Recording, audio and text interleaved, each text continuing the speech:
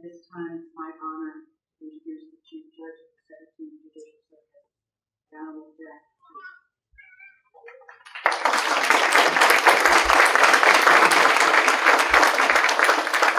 Thank you all very much. Thank you all for coming today. Let's see what the order is. Okay, we get the procession. All right, everybody can be seated. Thank you all very much. I want to thank all of my colleagues and our friends from the District Court of Appeal, as well as from the United States District Court here in Fort Lauderdale for coming this afternoon. And I want to welcome everybody to the first time we've had an event in our community. We no longer have to beg and plead for court space in our own building, and I think we're going to be able to do a lot of events here in this building. So welcome everybody. Let's see, my first order of business according to this is to recognize our dignitaries, and I'm going to do that. So first we have with us Brenda Ford, our clerk of court. Brenda, where are you? Thank you. Mayor Becky Tooley of Coconut Creek.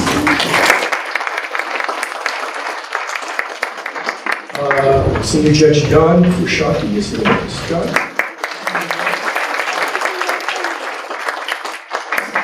Lou Sarvoni, Commissioner at Coconut Creek also. Lou, thank you for that. A really good friend of the courts who's been, I think, at almost every event we ever have here in the building, and so I really appreciate you coming and your support. The former mayor of Fort Lauderdale, Jack Simons, with us.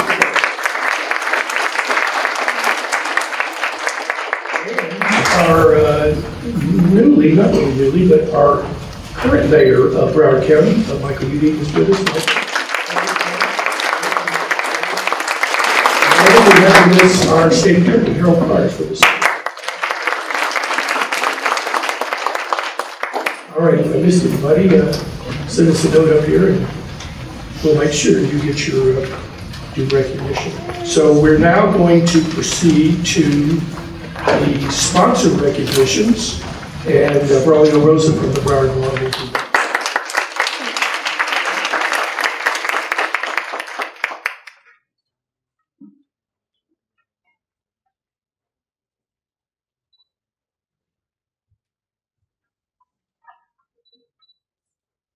Welcome everyone, and thank you for coming out. Thank you, Chief.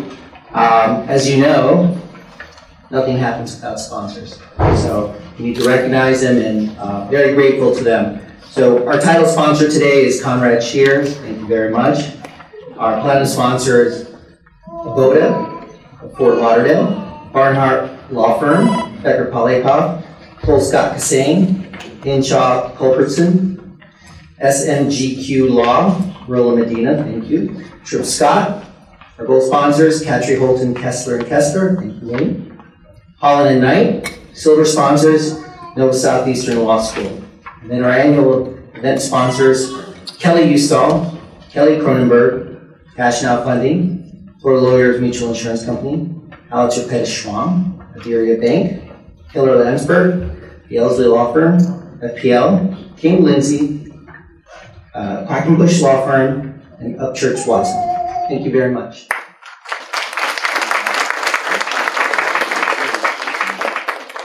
All right, next we'll have our invocation, and to lead us in that will be Judge Jeffrey Johnson.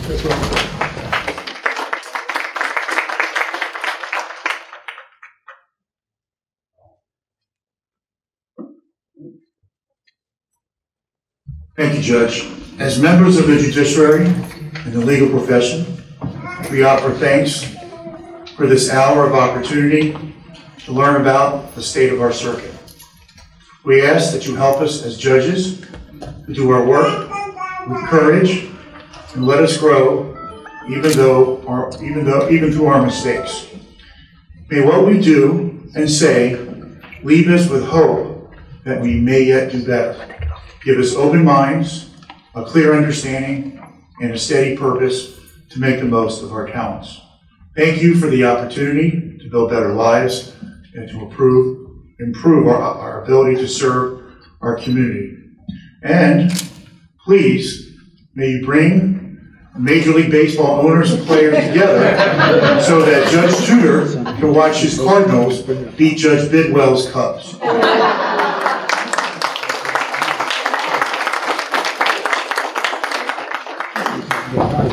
I might say, Judge Bidwell, that the Cubs are hoping that this season's get canceled. If we could please have everybody stand, we're going to have a presentation to come and talk about the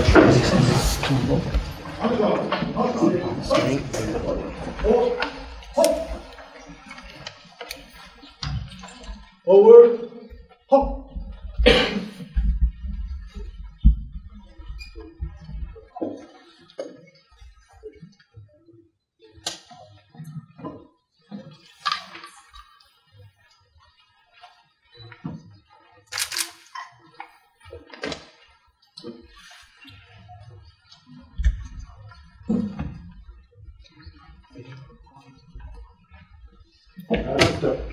Forward.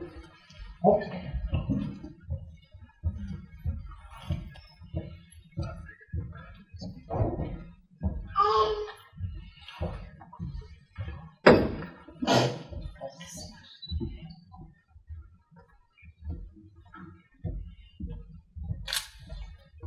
Colors. Turn.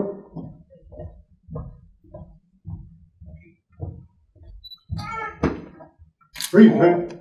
Ho. All right, and Ms. Foreman, if you come forward and lead us in the Pledge of Allegiance.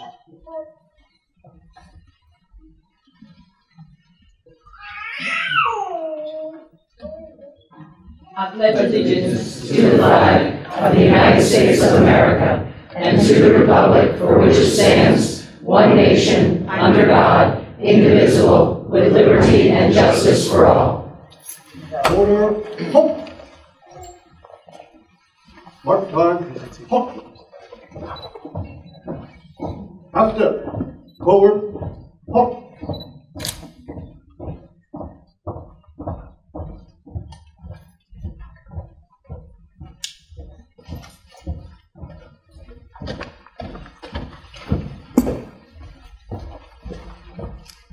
Step it up.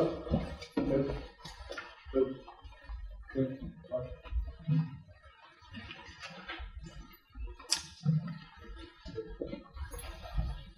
All right, thank you very much from our friends at the Sheriff's Office and present the whole heart. Everybody can be seated. Thank you all very much. We've got a little bit of a change on our program here today because we're honored to have our mayor, Mayor of Broward County, with us, and we're going to let the mayor make a presentation before I present the state circuit. Mayor, would you come up?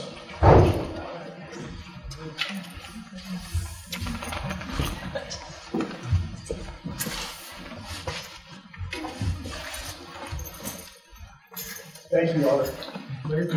Appreciate it. I got 1 day's notice to do this, but since I'm a practicing attorney, I said I better make sure I make this.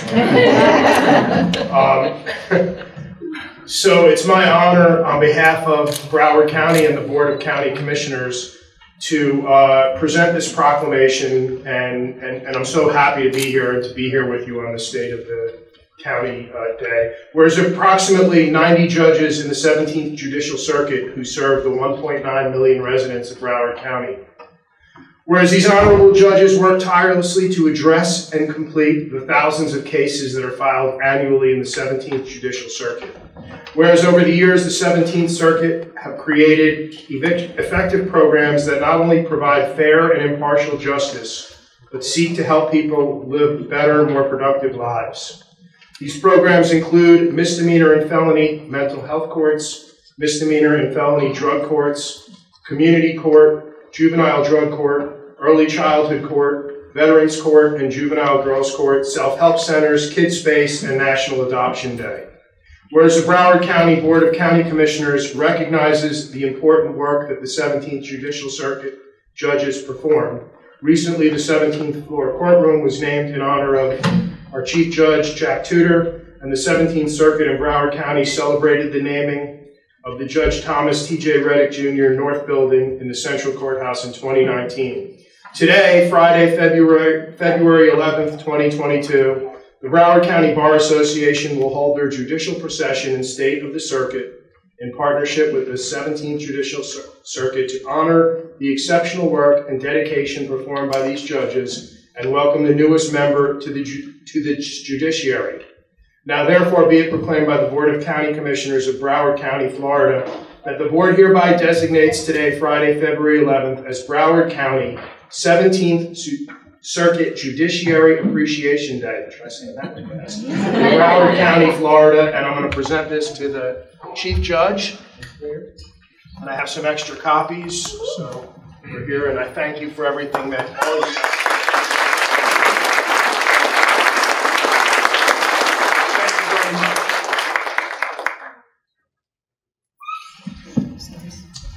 All right, I am recognizing our friends from the County Commission in this program here, and I want to thank the mayor and his executive and the County Commission for all they do to help us run the courts here. They are extraordinarily generous people. Okay, so we're going to proceed with the state of the circuit here today. I've got a lot of thank yous up front in this program because there are a lot of people to thank. I think when you see some of these numbers that I'm going to show towards the end of our discussion, you'll understand why. And I just have to say, as a point of privilege, how proud I am of all of our judges for the extraordinary work they've done in the last 2 years under extraordinary pressures, keeping the court system running, keeping the dockets running, giving people access to justice. So I thank each and one of you from the bottom of my heart. All right, with all that out of the way, we wanted to express a gratitude and thanks today to the clerk of court for everything they do for us, the state attorney, public defender, the sheriff's office, who we could not run the courts without the help of the sheriff's office, all the public and private attorneys who also did extraordinary work during the last 2 years during COVID, and as I just pointed out, to our judges, magistrates, and hearing officers, as well as our court staff, Kathy and Joe and Lonnie, and all the people behind the scenes who you all don't see very much, but they are the face of the judiciary in many ways. For their diligent work in staffing the dockets and assisting the continued disposition of cases during COVID and during our shutdowns. I also need to make sure Braulio gets his thanks and the members of the Broward County Bar Association for the educational programs, social programs, awards programs, and general support of the 17th. Braulio and his staff tirelessly, doesn't matter what period of the month or what period of the week, they ask me or us to do something, or we get their assistance on something. So I think our judges, we should give them just a really solid round of applause.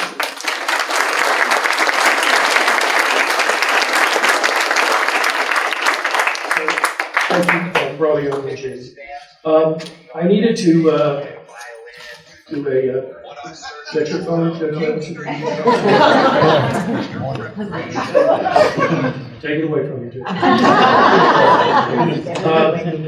This is somebody I've worked with since I've been chief judge, and I've known her during the other chief judge's terms here that I've been a judge. Bertha Henry, I don't know how many of you have ever crossed paths with Bertha Henry, but there are people you meet in your lifetime that have such a profound influence on you that you never forget it. You never forget their names, you never forget your meetings, your interactions. And Bertha's one of those people. I went to her retirement party Friday night, which was a surprise at Panther Arena, and just heard so many extraordinary things about Bertha. We wouldn't be sitting in this courthouse, we wouldn't be sitting in this courtroom, we would be begging them to tear down the old building next door to us if it wasn't for Bertha, because she made things happen. We certainly needed the county commission, and she can't do anything without their support. But Bertha was the person behind the scenes. And Bertha, we wish you all a long and happy retirement. I also want to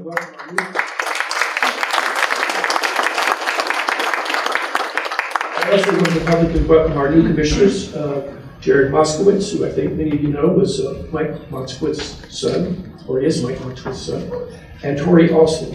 And there's a picture of our smiling county commission. I've said publicly how much we appreciate the county commission here in Broward. They are extraordinarily generous. They fund 34 positions with the courts. They pay their health insurance, they pay for salaries, they do things that, as we know, every year we have to beg and borrow from the state of Florida to get anything. And without the county's assistance, they pay for all this beautiful technology, all these TV screens. They are extraordinarily generous. And when you all encounter with the county commissioner, I hope you'll express the court's gratitude for everything they do for us. And I think they deserve a round of applause. All right?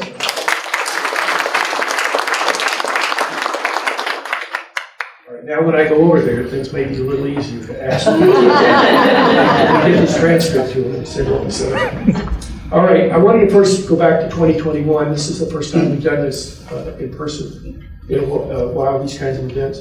But I want to go back to what was on the slides when we were prognosticating what would happen in 2021 or this year. And we thought, without a doubt, we would experience uncertainty as we enter 2021. Well, that came to fruition, didn't it? Nobody knew that after everything we've been through, we'd have to shut the courts down again in 2021. Back then, the Chief Justice had entered an order saying that we can't really participate in face-to-face or open the circuit up when a vaccine had not been readily available. Well, we got through that, thank goodness, but I'm just not certain how far that went, because we were closed again soon after we tried to open in the early part of the year. We also thought we'd have a substantial uptick in eviction cases. We did. It was nowhere near the kind of tsunami we expected, but our judges handled them great. We worked out a program with Broward County to offer mediation so the county could use the funds they got from the federal government to keep people in possession. So it was a successful program. Substantial uptick in foreclosures. That's one thing I don't think we saw. I think we were pretty steady. We were just pretty steady with foreclosures. It didn't go crazy like we might have thought from the years before. We should expect some mental health reform, and I'm going to talk to you about that later, so that's going to come to fruition, and some reforms at the county jail. Some of that took place, but a lot of it didn't, because the jail had their own problems with people being brought in that had to be COVID tested, etc. Establish a mental health program similar to date. I'm going to talk about that at the end of the program. I think we have got at least the things in motion to do that. Move to electronic dispositions in criminal cases.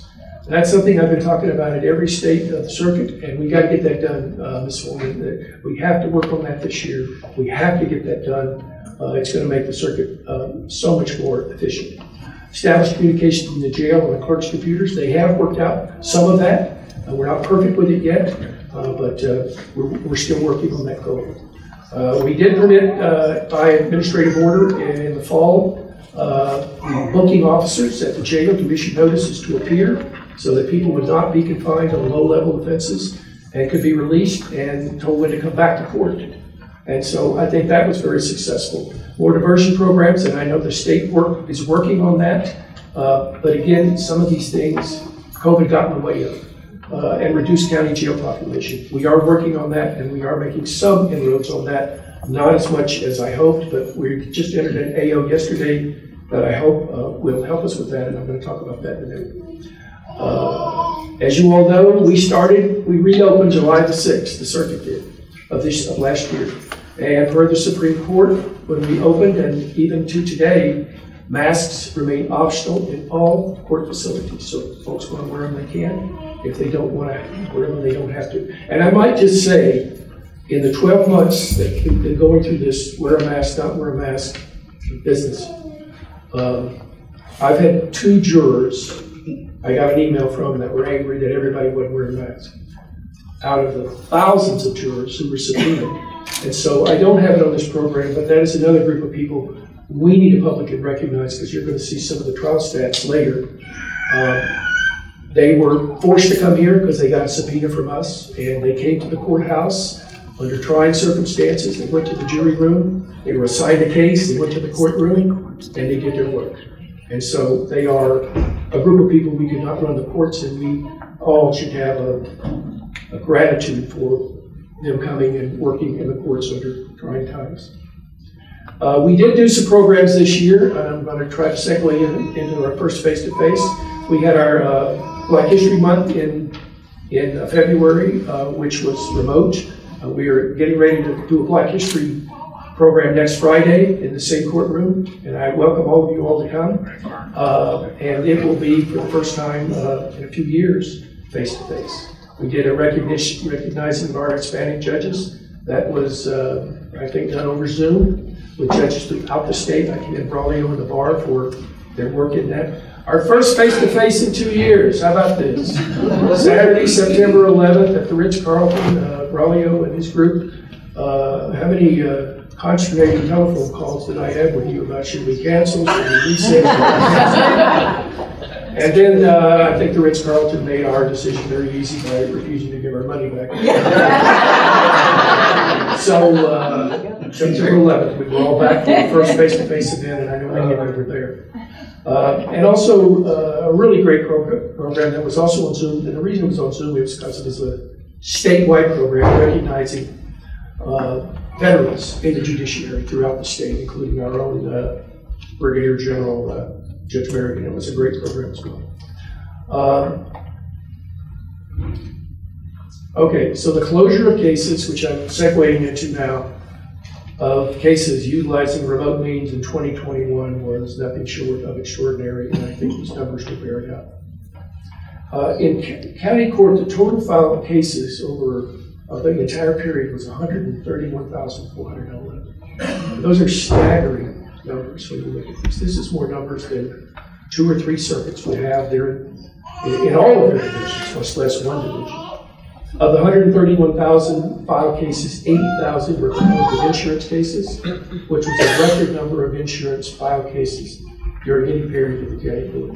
And I might just, as a matter of privilege there, let Judge DeMorgan and May and Marco know that that's a result of a lot of appeals. Quickly get this in here. Judge Lee wanted me to provide special recognition to Judge DeLuca. Last month we closed 507.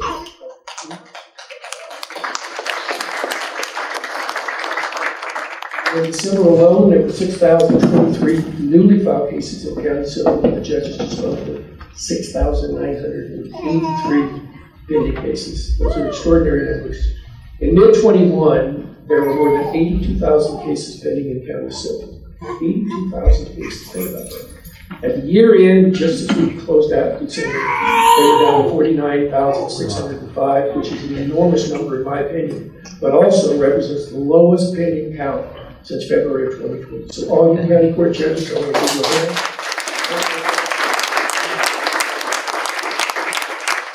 Think about us doing that, we're just a year of the industry sitting at our desk.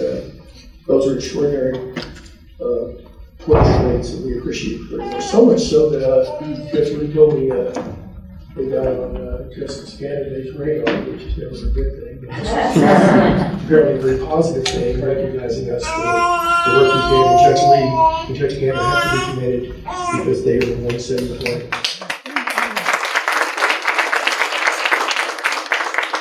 And not to be outdone, Circuit Civil. Circuit Civil has been trying cases, the likes of which I've never seen since I've been here the last 2 years. From June to December, they conducted 167 jury trials. That's more than a lot of circuits will conduct in the entire state. But we did 167, 547 days in trial. Some of that resulted from the case management orders we were under from the Supreme Court, where we just said, you know what, case is too old, we'll set it for trial, we'll go try a case. That's extraordinary. Put that in perspective, as Judge Phillips wants me to point out, all other divisions in the entire circuit totaled 164 jury trials from March to December. Oh, wow. So those are pretty extraordinary numbers. And Judge Phillips and all the civil judges, I commend you for your hard work on that. You know, we've had a lot of debate in the circuit about case management, and I wanted to do a 3-year perspective and kind of give you some numbers that put all this to me in perspective. So before we even had a scope of COVID in 2019, there were 26,508 cases filed in this circuit, which is an average of 2,209 per month. We disposed of that year almost 30,000 cases. Now, this was before COVID. We didn't have any notion of COVID. We didn't have any notion of case management. And we still disposed of almost 30,000 cases, which is a monthly average of 2,460 or about 251 plus on the plus side compared to what we received. And then you see the 20. The 20 is a little bit skewed because of COVID. March and April, we really weren't a lot to do very much. But we disposed of 100% of the cases that we were filed that year. And then we jump forward to a full year in 2021. There were 22,603 cases filed last year, average of 1,883 a month, but we disposed of 26,209, 4,000 more cases that were filed. And that means that we had a plus side of 286 more cases each month we closed than we opened. And we're under this crush to do case management.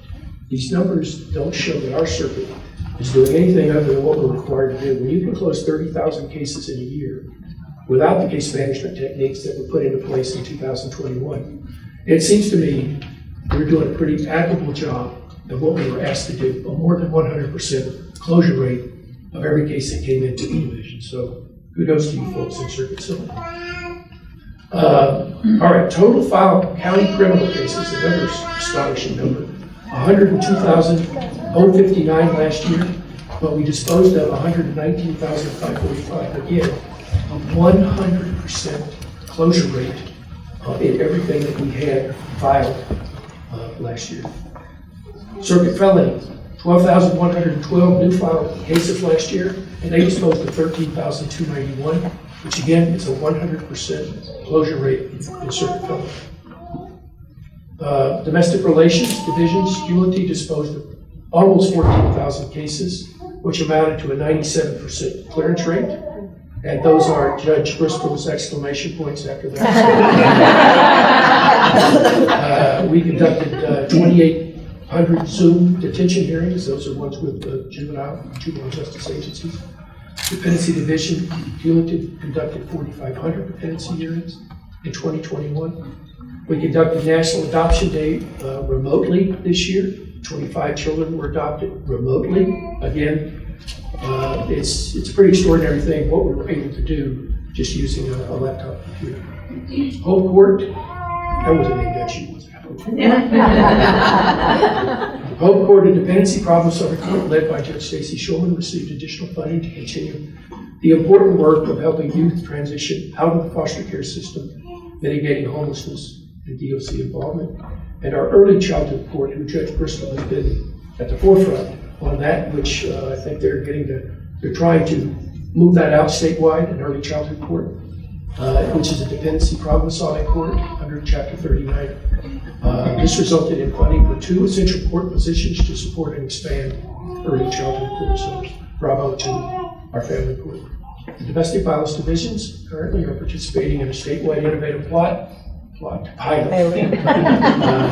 administered by the Office of Court Improvement to have a court information system specifically designed and tailored to civil domestic violence judges, clerks, and court staff to have access to case information from county statewide. And Judge Kaplan and Judge Moon were one of the first people back in the building to conduct face-to-face hearings in domestic violence. And it's easy to say now that, well, that's the big deal. But back when COVID was raging and they said we've got to come to court, we've got to do these face-to-face because of the complexity of domestic violence issues. I commend Judge Kaplan and Judge Moon. We also were able to finally open our self-help centers here in the building. We have 5 self-help centers that have been here for now about 4 years. 3 of the agencies came back on site and are fully face-to-face or person-to-person. Women in Distress, 211 Broward, and our legal aid partners. Judge Green pointed out to me that prior to the onset of COVID-19, an attorney had to travel to the courthouse to obtain necessary orders via U.S. mail. We've now finally gotten into the whatever century it is to get lawyers no longer need to come to the courthouse. All of the orders now are received via e-service within 1 to 2 days of their submission. As a result of other advancements in electronic processing of orders, only matters which are contested are now set for hearing before the probate or guardianship judges. And so that's a very big plus to the lawyers, eliminating those kinds of hearings. Last year, through the CMS system, 35,358 orders were processed by probate. The clerk processed another 40,000. We processed 75,879 orders in probate. That, too, is an extraordinary amount of work. We did a fall driver's license clinic. We only had 51 transactions, but that's because a whole bunch of people who showed up weren't able to be reinstated. But we were, as you see there, able to reinstate driver's license and get people out of the hardship that they were under. We do those 2 times a year. Until you're there and you understand the plight of not being able to have a driver's license, how much it hurts a person's, not only their psyche, their mental well-being, but getting a job and constantly being afraid of driving and getting stopped and arrested. So we're going to continue to do those as long as I'm Chief Judge. And Brenda, your staff, and you and everybody, thank you for your involvement with those driver's license clinics. And there's Judge Diaz smiling. We just got back to the license just a few minutes ago. Judge Diaz, and these are folks, I think, from the Department of Motor Vehicles who run the mobile vans who come over and help us. All right, let's move forward to where we are now. In 2022, right now, Judge Barter and others are exploring the possibility of a community court in Hollywood. They are having a big homeless problem down in Hollywood, as well as Pompano Beach. We've met with those folks a couple times, 3 times, and we'll just have to see how it goes. There's a lot to putting the community court together, as these jurisdictions are quickly finding. We're establishing a goal to have all sworn law enforcement officers in this county crisis intervention trained, CIT trained, they call it. And Judge Porth, who I'm going to mention in a minute on our mental health initiatives, is at the forefront of that. I spoke to the chiefs of police to ask them to set that as a goal for all of their police officers this year. We also are urging the county commission to find a reliable source of funding for beds for mental health defendants. At any given time, we have 300 to 330 people housed in the county jail who are suffering from acute mental health. Their only contact with anybody that can help them is a psychologist or a psychiatrist who comes to see them occasionally, or they're giving psychotropic medication that's prescribed. We as a circuit, we as a county, we have to do better with that population. It is sad in this day and age with the billion-dollar budgets we have in this state that we can't find 300 beds for people to get community-based treatment, as opposed to putting them in the jail and having them suffer more. So that's an initiative I've been working with Judge Porth on, and Judge Porth here. And Judge Porth, thank you for everything. You should get a big round of applause.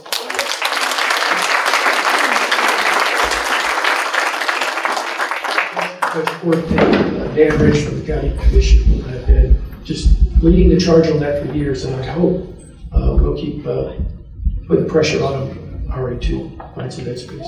We've got to finish the Nicholas Cruz trial this year. That's been plaguing over the circuit for a while. We've got to get electronic dispositions to all the criminal courts, which I just spoke about this morning. Okay, we need to make sure we equip all of our courtrooms effectively to hold remote hearings. This courtroom is astonishing. It's nothing but astonishing. Those cameras go all over the courtroom. They get the lawyers when they're making arguments. They have a specific camera for the witness over here. So when you're on Zoom, you get to see the witness and ask them questions if you want to, just as if they were here with you. We need to equip every one of our courtrooms to be completely remote friendly, not where someone's on the Zoom and can't see or hear half of what's going on. This is an access to justice. We have the funding to do this. So one of my goals will be to get little by little all of the courtrooms effectively. We do have the cameras that go 360 and all that. Some of it's not the best technology. So we're going to work on that this year, I promise all of you. Okay, so I think the second one about deciding issues, what the circuit's going to look like with remote activity. Some of that's going to be taken care of by the Supreme Court. They just heard an argument yesterday, and they're going to tell us what we can and can't do. I think some discretion will still be left to all of us, and so I'm hoping that's not going to be problematic as we move forward. Yesterday, I signed a new administrative order on bond reform with the help Judge Siegel and Judge Fine and others, Lonnie. We worked on that order for 4 months, maybe 5 months. Extraordinary amount of time, extraordinary amount of review. I got a call last night from the sheriff. He's elated that we finally, we're going to move the criminal justice system forward. We're not going to hold people in custody on small or low bonds. Most people who committed third-degree felonies and misdemeanors will be released on their own, cognizant, and told when to come back to jail.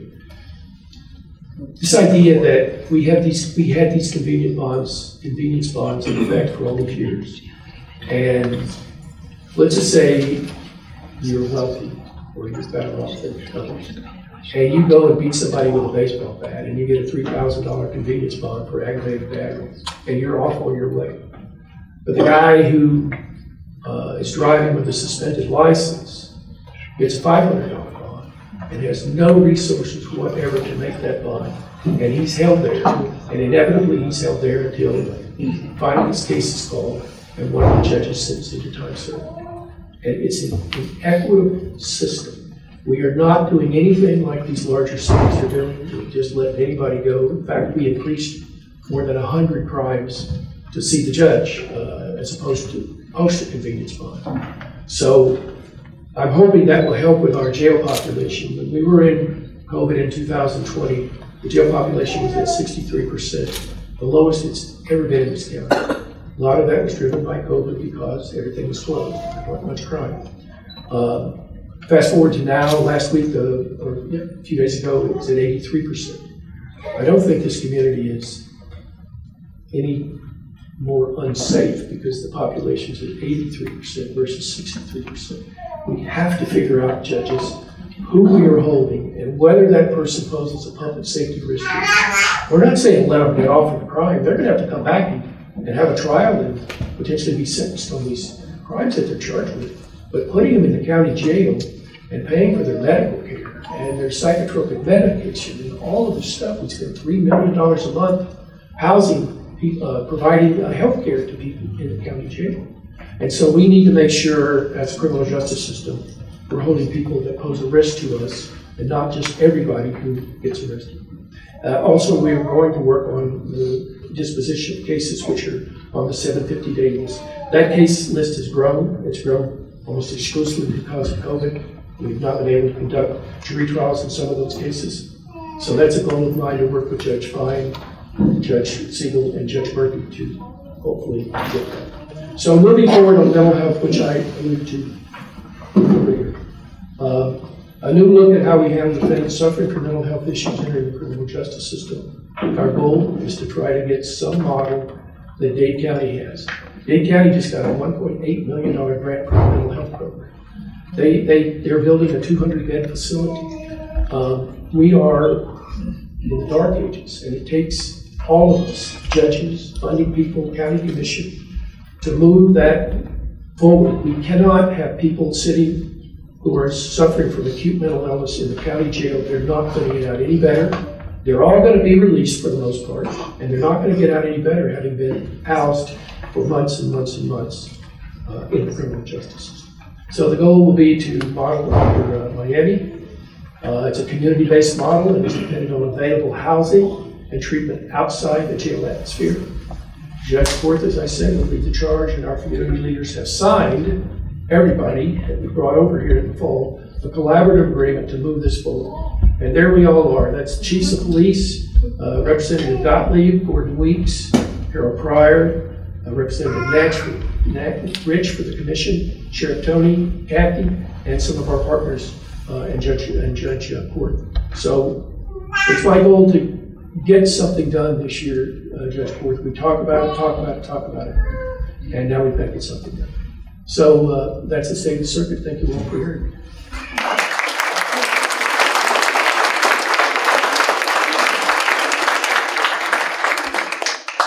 I'm still listening. Okay, is he speaking? Is Harold speaking? Yeah. Harold, are you speaking? You're on the agenda? No, Mr. Chief Judge. All right, you are on the agenda as our next speaker. I want to welcome our state attorney who I've spent a lot of time with over the last year, I even had a few occasional lunches. He's a tremendous asset to this circuit, and I think with him at the helm, we're going to both be looking at criminal justice issues in a far different way. So, Harold, thank you for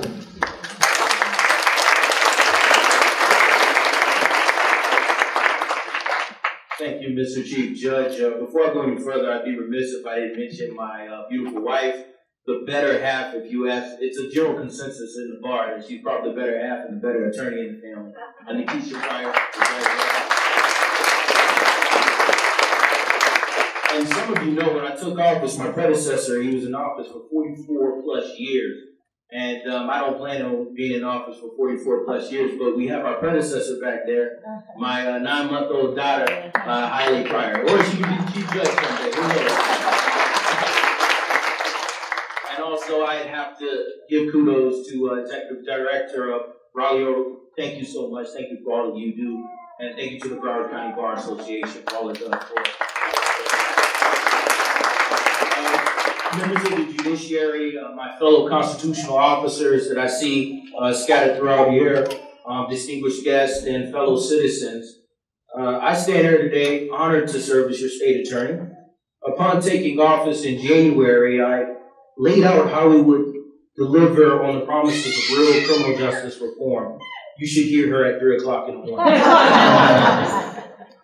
The core strategic priorities that are the foundation upon which these reforms stand are: 1, ensuring that there's fairness and justice, investing in the people both in my office and in Broward County, and reforming the criminal justice system while ensuring the safety of our communities is paramount.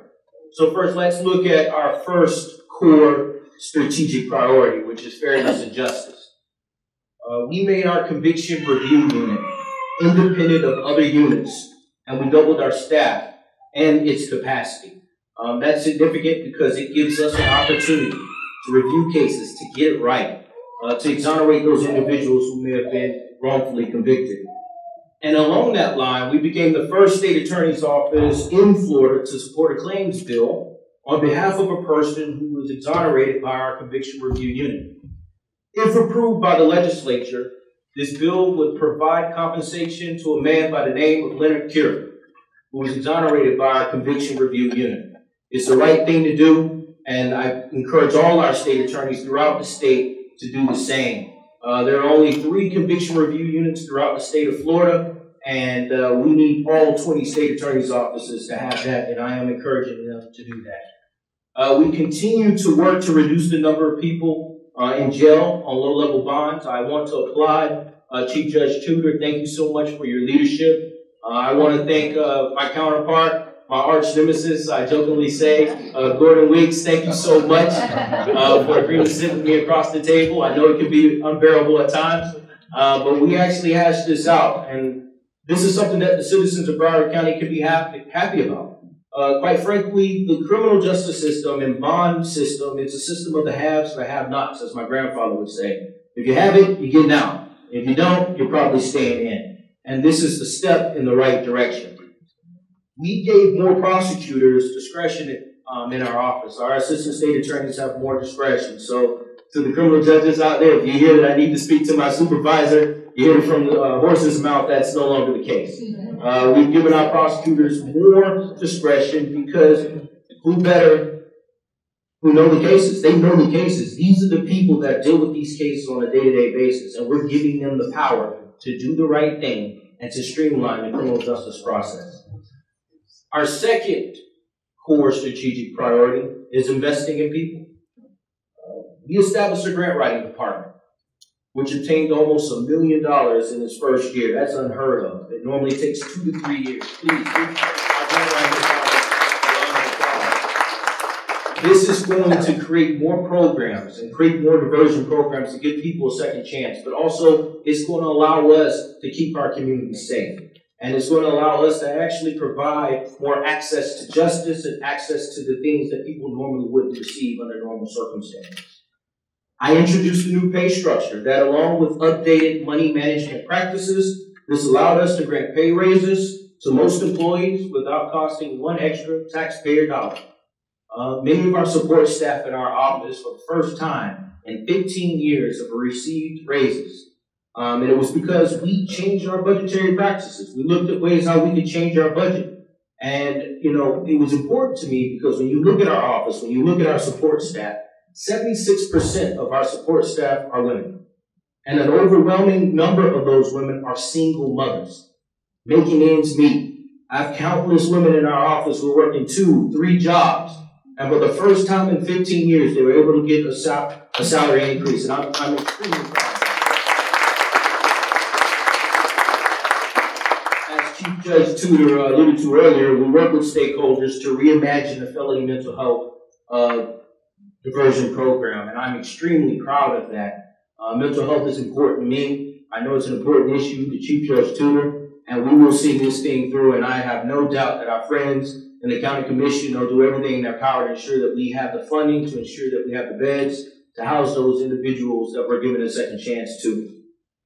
We also introduced an implicit bias training program and created skills labs for continuing training and education for all attorneys in our office. We rolled out a new anti-sexual harassment and anti-discrimination trainings in our office. That's going to be robust and it's going to be year-round. I'm really excited about that because it gives our prosecutors more perspective, a different perspective as they approach cases on a day-to-day basis. Our conviction review unit conducted training for other units regarding witness identification, and that plays a crucial role in many of our criminal cases. And so you're going to see a lot of changes in that regard and how we deal with those particular cases as prosecutors on a day-to-day basis. Lack of immigration status is no longer a bar for entry into our diversion programs. That's the first time we've ever done that here. We're one of a few circuits throughout the state, and it gives people equitable access to justice, and it's the right thing to do. We no longer require admissions of guilt as a condition for entry into our diversion programs. And so this segues into us casting a wider net and giving people access to our diversion programs. I'm proud to announce to you all that we increased our entrance by nearly 40% when compared to the last 5 years, which means we're giving more people second chances. And that's what we should be doing when applicable. And I think there are circumstances where we can give people those second chances, and we're doing that here in the 17th Judicial Circuit. And finally, our core strategic promise is ensuring that we have safer communities. We're working with our law enforcement agencies. We're building stronger connections. I see my good friend back there, Chief Butch Arnold. Thank you so much. We've been able to bridge the gap. We've been able to have those discussions. He calls me, I'll pick up. I call him, he'll pick up. And we work through issues. And I'm looking forward towards our office building a stronger relationship with our law enforcement community. Because if we do, we can ensure that we have safer communities in Broward County. We're working with Florida International University on the Prosecutorial Performance Indicator Project, which will increase my office's transparency and accountability. It's the first of its kind in South Florida. It's its first of its kind in the state of Florida. We're creating a forward-facing dashboard that will provide criminal justice data to the community. It'll allow the community to hold us accountable. If you want to know how we're prosecuting cases across demographical lines or geographical locations, you can look at that and hold my office accountable. Many people would say, Harold, why would you do that? You're exposing yourself. Well, because it's the right thing to do. And we look forward to rolling that out within the next 3 to 6 months. We expanded our Elderly Abuse Task Force, in which we've added the U.S. Attorney's Office, the State Attorney General's Office, and many of our law enforcement agencies to protect our elderly community in Broward County. And we expanded our human trafficking division. Finally, we worked on to establish a hate crimes task force. As many of you know, in South Florida and around the country, anti-Semitism has been at an all-time high. Also, violence against members of our LGBTQ plus community. And so it's important for us to seek a grant and create a hate crimes unit and task force to combat these crimes because it's important. And we will, I truly look forward to the work that we're going to be doing going forward in protecting our most vulnerable in society. And we also created a cybercrimes unit to keep up with the evolution of crime. You know, I began these remarks by speaking of change, but we all know that the criminal justice system will not roll in on a wave of inevitability. It can only come through the tireless efforts and persistent work of dedicated individuals. I believe many of those individuals are right here in this room. And I pray that God grants us and others across our great county the strength and the wisdom to see these changes through and to bring veracity to the pledge of one nation under God with liberty and justice for all. May God continue to bless you all, and may God continue to shine his light on the 17th Judicial Circuit. Thank you.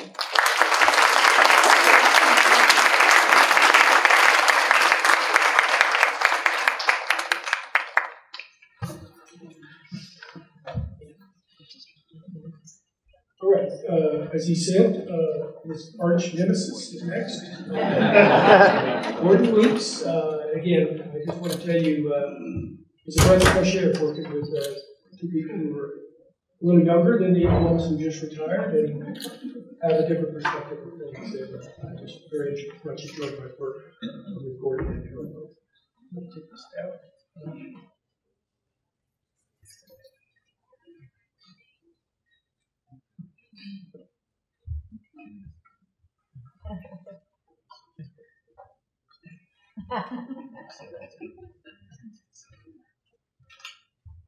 Good afternoon. Good afternoon. You know, it's a hard act to follow when the state attorney sets the bar so high with that great rundown of all the accomplishments in their office.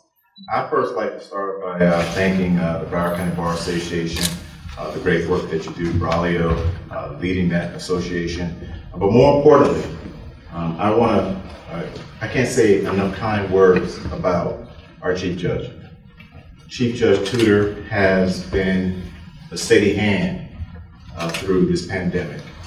He has guided, he has called us together, he has been a bridge through adversity and difficult conversations.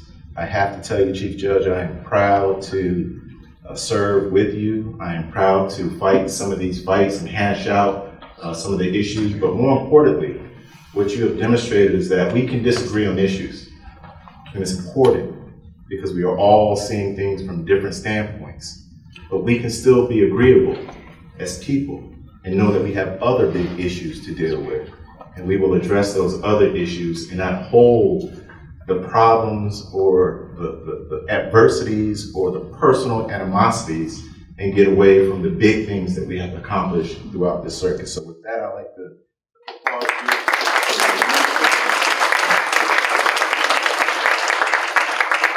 The judiciary of this circuit is in good hands when you are at the helm. As to the working relationship that we've developed with our state attorney, I'm not his arch nemesis. He just likes to jab me. He's a little younger, so he can do that. But it's important that, you know, what we've done here in Broward County is try to put equity as the forward-facing issue for everything that we do. In the Public Defender's Office, you know, we have dealt with the Great Resignation that has, you know, caused us all to lose all our good talent. And we have recognized that in order for there to be justice and equity in the system, we have to be more aggressive and recruit and find talent all across the nation. We have, for the first time, I think, in Broward County's history, joined with the State Attorney's Office and wrote an op-ed pointing out the need to properly fund our offices so we can find and retain the best talent, not only in the State Attorney's Office, but in the Public Defender's Office, so that we can do the justice that this community so wants. That was an important, it was a symbolic, but it was also important that we do that together. That was the first time, I think, for any circuit throughout this state to join on an issue of such great importance. And we hope that that symbolic measure is heard in Tallahassee, because we need to make sure that we have good, strong state attorneys. But we also have to have very, very aggressive and talented public defenders so that justice that you all get to move upon happens in the middle. So I recognize that this is an adversarial system. And sometimes we may be very, very aggressive in our particular positions. And you as judges are going to make those rulings, and we're going to live with them. But when we are not before the court, and we're not before the podium, and we are not in the fight, we have to be agreeable. We have to be able to talk, we have to be able to communicate, we have to be able to express our respective positions so we can start to hear and see the commonality as to where we can agree. And I thank you all for allowing me to grow into this position. I've been with the Public Defender's Office since 1997. Been before many of you as judges, fought a number of fights with you, against you, in your courts. But you've allowed this office, myself, and all of our attorneys to grow, to become better professionals, to hone our skills so we can better represent our clients. You know, I have to give great thanks to not only Chief Judge Tudor, but to Judge Siegel and Judge Gottlieb for leading us through this pandemic and working out all the issues. It was a very difficult time. Now that we look back and we see that we can accomplish great things when we put our heads together, we have to remember that and build on that as we move forward. We've introduced technology into this courthouse. We've introduced technology into our practice. It's allowed us to become more effective. It has allowed our clients who sometimes have to deal with the difficulties of navigating themselves through this county to get before you. But now we have found different ways. We have to try to always remember that. Let's don't go back, let's move forward. We have so much more to accomplish. We have equity, we have fairness, we have the fundamentals of the law, we have the Constitution that we breathe life into every day with the work that we do. So I thank you all for allowing me to give you a little state of the Public Defender's Office. The state is this. We have great attorneys that believe very, very passionately in the work that they do. They are here to fight the fight to make sure that our clients are properly served. I need each and every one of you to recognize that they are developing, they are learning, they are becoming better each time they enter into the ring. And sometimes they may not be perfect. Sometimes they are developing their skills, but they will become better. And then they will move all throughout this community as attorneys that we'll be proud of, that they came through this state, through this circuit, through this office, and they make us all proud. So with that, I'd like to thank you for the opportunity to address you. I'd like to thank the Chief Judge, our State Attorney. I'm not your nemesis. Are we recording that? Is that on? I'd like to thank Chief Judge Siegel and Judge Gottlieb, and for all the others that I've had to deal with. This is a real honor. This is a real honor for me to be here today. But more importantly, there's so much great work that we have before us. Let's all put our heads down, work hard, and get it done. Thank you.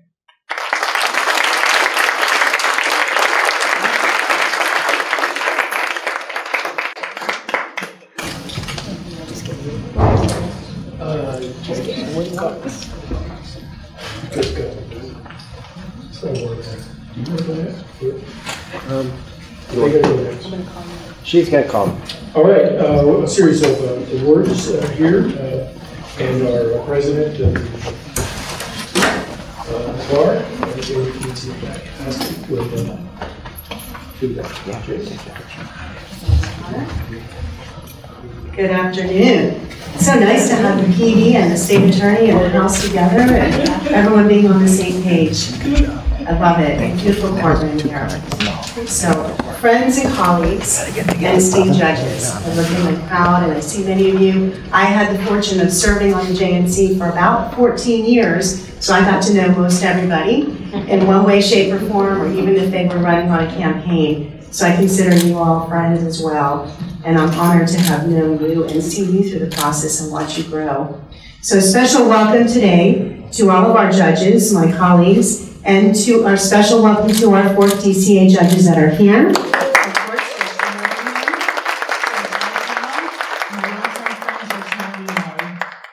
Thank you for being here and supporting our community. And of course, a special welcome to our brand new, newest federal judge, Rod Singhal.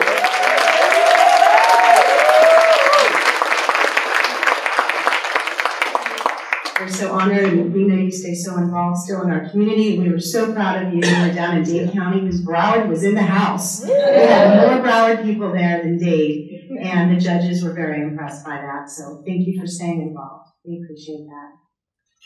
I'm honored to represent our county and our legal community and almost 4,000 lawyers in the Broward County Bar, working on 5,000 this year, and all those other lawyers that still come to our events and do our CLEs but may not be members yet. That is an honor, and I take that seriously because our mission is to improve the practice. And it's what you all are dealing with as judges every day. When you see issues, that means we're not doing our job. We're not reinforcing ethics. We're not reinforcing the professionalism. And Braulio and our team, we've taken it seriously because in every single webinar we've been on, the issue comes up about the level of professionalism and ethics. And so we're committed to that. And that's part of my presidency this year was to deal with continuing to enforce that with young lawyers and start it early. There is no other way to learn and for these students to be learning in law school and carrying that forth. And it is our obligation as well, all of you too, when you see things happening as well, to reinforce that. And so that is one of our missions we've been working on hard at the bar. And you all have helped us to do that. And we thank the judiciary for being such a collaborative role in that process. We couldn't do it without you all. And that is one of the reasons why we like to put these events on, because it brings us all together to remember that we're in this together, all of us. And Chief Judge Souter, all the wonderful things everyone's saying about you, I have to say, when we call you and we have an issue, you deal with it. And we really appreciate that. And you run things efficiently. But I know that's because you have an amazing judicial assistant who is wonderful, Mercedes, who is efficient and competent and runs that show. So thank you, Mercedes. And making sure the judge gets back to us and sets it on the calendar and gets things done. And we've set a very high bar here, working closely. And our synergy is better, I think, than any synergy in any other part of our state. I talk to my colleagues around the state. People, they don't get together like this. They don't have that open discussion avenue together, and certainly don't have things such as the PD and the state attorney for the circuit talking in this way and being able to really do the right thing for the community. So thank you all for allowing that to happen. So having come off of MLK Month and Black History Month, I thought it was only appropriate. One of Dr. Martin Luther King's best, one I think is one of his best quotes, is true peace is not merely the absence of tension, but it is the presence of justice. And that is our role here, and that's what we are fulfilling. So with that, we're going to be giving out awards to thank you, judges, that have gone above and beyond and have served your bar association as well and your legal community. And they're the Friend of the Bar Awards. And they're awarded annually to a circuit judge, a county judge, and a public official that has demonstrated an extreme commitment to the Broward County Bar Association by working with our staff and our board members and our director on programming and on projects that improve the practice of law, access to justice, and for courthouse services. So we'll start off with a dear friend of mine for many, many years. We started off as young women lawyers together, and she's younger than me, but, and I watched her rise through her career and was so excited the day you called and said that you wanted to be a judge.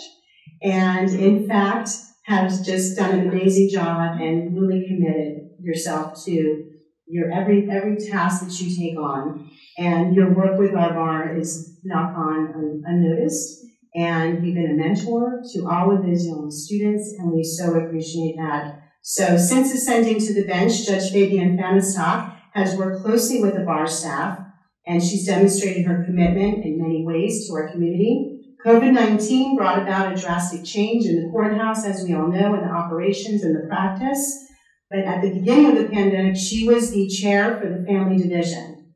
Tough division, I hear. I'm not in that division. I don't practice it, but I know it's tough. Judge Fanistock worked tirelessly with the BCBA staff in order to respond to the needs of the family law bar, and they're a tough bar too, I hear. Helping the BCBA to educate and maintain the family law practitioners and keep them up to date on the courthouse operations and allow things to run smoothly. The family law updates that were done and that Judge Vannestock participated in, along with the many CLEs, educated hundreds, if not thousands of lawyers on that practice and served those families that were coming before them. So on behalf of the board of directors and the staff and the members of the BCBA, thank you, Judge Vannestock, for your commitment. And if you want to come on up, I think I have awards here.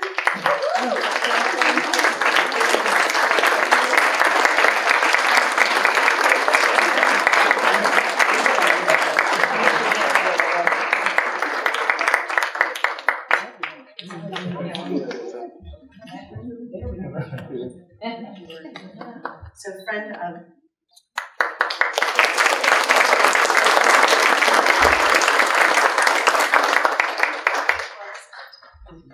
So Braulio told me I get 3 minutes. I promised to take half that time.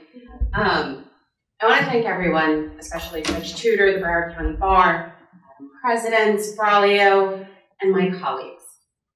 Being a part of the 17th Judicial Circuit is such a privilege. And the reason it's such a privilege is because we do have a unique relationship. Like Jamie said, there is no other circuit in the state like ours.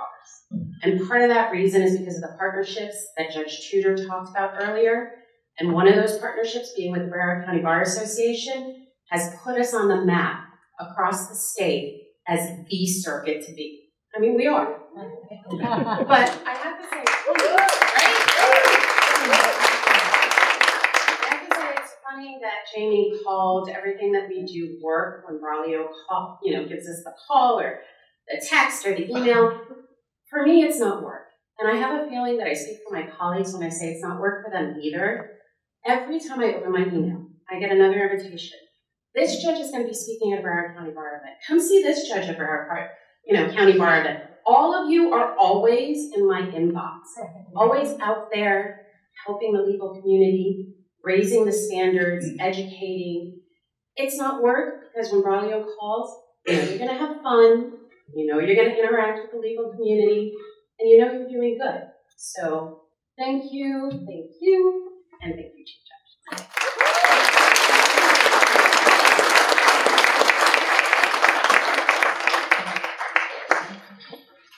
Sort of like when Braulio calls, you listen. Like, you remember that? He calls me, I listen to him. Tells me what I need to do, where I need to be. All right, our next award we're giving out and is another honor for another judge that I happen to know all of my practicing career as a young lawyer as well. First met at a Hispanic bar event at the Stranahan House for Cinco de Mayo. And so we were there hanging out together, and I said, wow. Really? Lee? That's a Hispanic name? I had to educate everybody about him in the community when he was putting in for judge. So, yeah, so Judge Lee, a longtime friend and a longtime member of the BCBA, recognized throughout the state as a leader in education, endeavored tirelessly with the BCBA staff to develop the county court insurance section program, which is important because a lot of people didn't really know what was going on with insurance law and you had to be educated, otherwise you'd be spending tireless hours there for no reason. Judge Lee saw a void and a need, and he got to work on that. And through this section that he created and worked with our committees of the BCBA, he created this section in leadership with the BCBA in partnership with the county court judges. He's provided countless CLEs, and he has always taken the call when we ask him to do some type of educational program for practitioners, not only in Broward County, but throughout the state. On behalf of the Broward Board of Directors and staff and the members of the BCA, Judge Lee, we thank you for your service, again, above and beyond, taking that time, putting all of those seminars together and educating and having the patience to teach people some of those things that you've been dealing with for many years, and I'm sure it gets annoying when they ask the same questions, but you still smile and you still explain it to them. And we thank you for all of your service.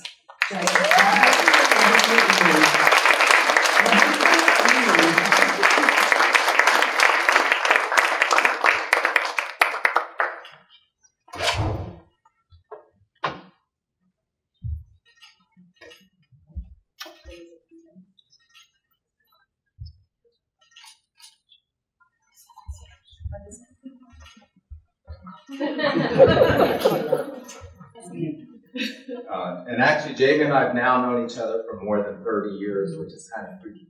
That it's been that long, because it feels like to me sometimes I've just started in this field. I recall a conversation I had several years ago with Judge Bob Diaz. When I received an award from Broward County Bar, the same night that the Miami Heat, I believe, were in the playoffs, and he was there with Judge Gold and said, "Whatever you say, make it fast, because we need to get home." So, and I did. The only thing I'm going to say is that I truly appreciate Braulio and the Broward County Bar. You know, just the statistics you saw earlier, over 89,000 insurance cases filed in county court in 2021. And most of those attorneys are young, which is incredible. I never could have thought having that level of practice when I was that age. But they had no home. There was no real fit for them in the Broward County Bar. So I said, let's create a fit. And since then, with the help of my colleagues, so far we've done about 15 CLEs every other month. The one we just did I think just this week, we did one on attorney's fees. It had over 88 participants. So it is a worthwhile thing to have, and we love doing it, and we're happy to continue doing it. Thank you very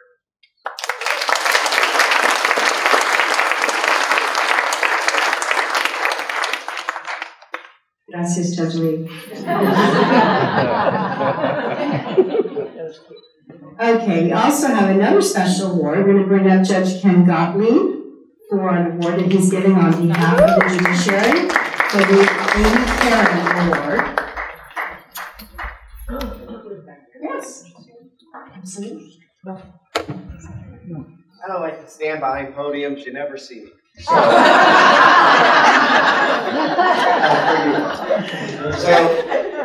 we've heard a lot about Judge Tudor. But before I do anything, I never call Judge Tudor first. I always call Robert Lee, because you know you do too. So everybody calls Robert Lee. But what you don't know is there's 322 county court judges in the state of Florida.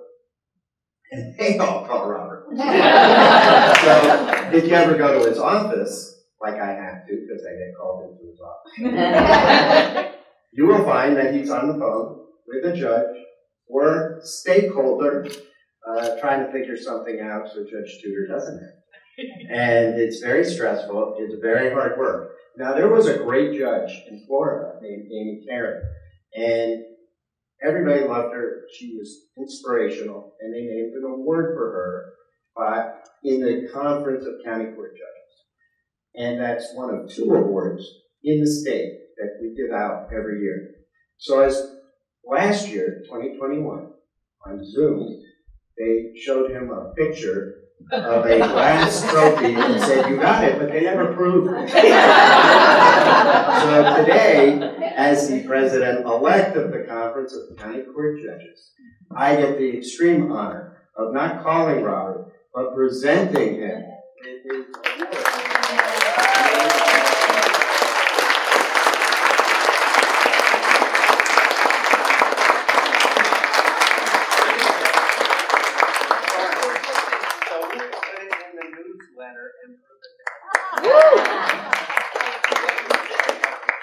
It was in Ocala for about 6 months.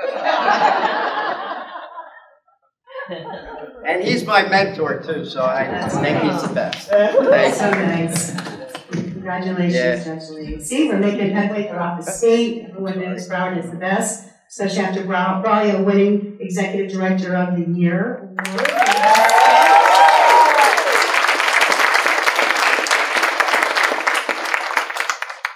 All right, so our last award is a great award as well because it shows the synergy between the Bar Association and through our political and our county commissions and our local mayor system. And everyone is involved, and they come and they do their CLEs, they come and meet with us, they they educate others. And so we appreciate that. And we have specifically today someone who's been very instrumental as a Broward Bar member lawyer and whose practice is focusing on administrative professional representations. So Vice Mayor Rydell not only served as the inaugural chairperson of the BCBA's Municipal and County Affairs Committee, but he has also served for the last 2 years with dedication and commitment to ensure that the BCBA builds bridges and positive relationships with county and municipal elected officials. That's important.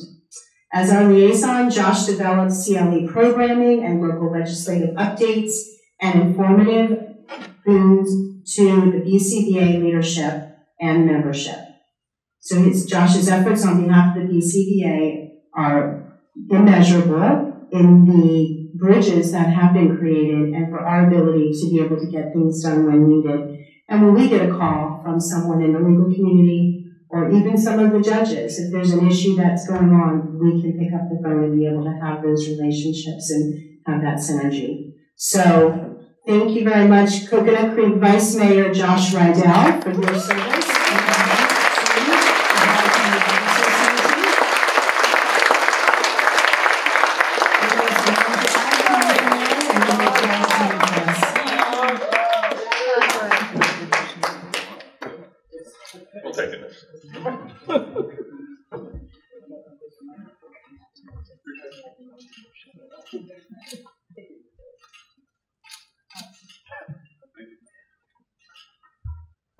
Thank you, Madam President. Thank you, Braulio. I mean, we all got to give you a round of applause. It was a great day.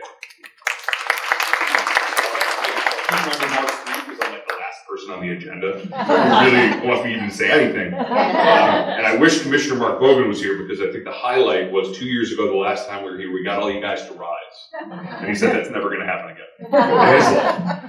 Jamie said something really astute. She said we're all in this together. And the reality we are.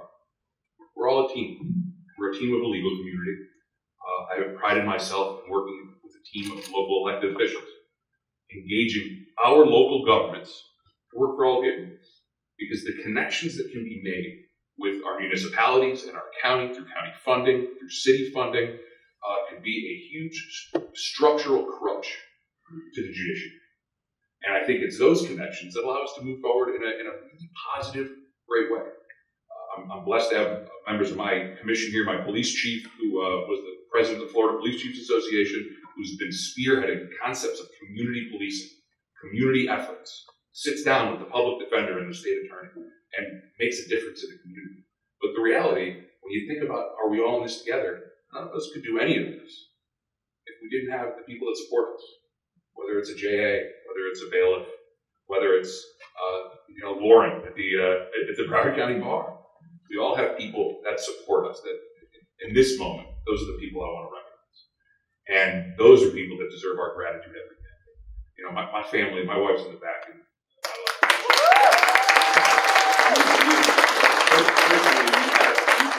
We've had a tough year personally, and we're coming out of it now. But I will say this for all of us. At the end of every day, we need to look forward to something. I look forward to walking in the door and see 2 little girls run up. But that's what we need to focus on just as a community, as a bar. Let's look forward to it. And I think the Chief Judge hit the nail on the head. We have amazing things to look forward to in 2022. Thank you.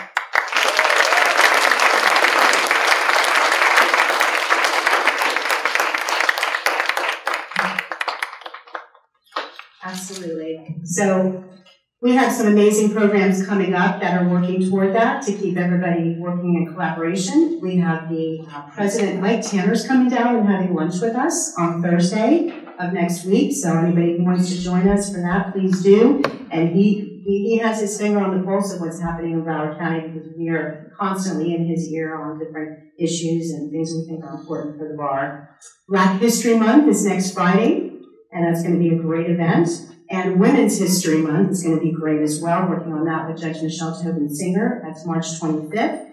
And then we have the Bench and Bar Conference on May 13th, which has been postponed, but we're doing it. And the attorneys are all looking forward to it. So we look forward to seeing all of you participate. And we thank you all for your constant care of your community and for the way you treat the lawyers. It means a lot. And when we hear about other counties and things that go on in other circuits, we know that that will not be tolerated in our circuit, and we appreciate that as the Bar Association.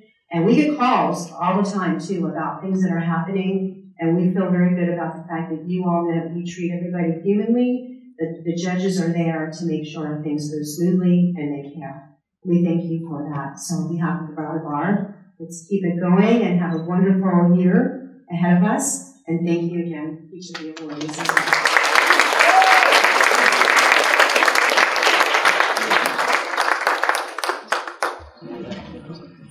All right, the words you've been waiting on here, Judge Morgan, we are adjourned.